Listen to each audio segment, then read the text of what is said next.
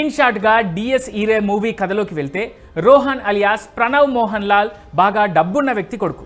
ఓ పెద్ద ఇంట్లో సింగిల్గా ఉంటూ ఫ్రెండ్స్తో లైఫ్ని ఎంజాయ్ చేస్తూ ఉంటారు. ఈ క్రమంలోనే తన స్కూల్ మేట్ కనీ అలియాస్ సుస్మిత్ భట్ చనిపోయిందని తెలియడంతో రోహన్ అతని ఫ్రెండ్ ఆమె ఇంటికి వెళ్ళి పరామర్శిస్తారు.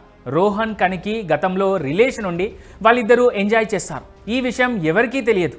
కనీ వాళ్ళ ఇంటికి వెళ్ళిన రోహన్ అక్కడి నుంచి కనీ హెయిర్ క్లిప్ ఒకటి తన ఇంటికి తీసుకొస్తాడు. అప్పటి నుంచి కనీ ఆత్మ రోహన్ని వెంటాడుతుంది, కొడుతుంది, భయపెడుతుంది.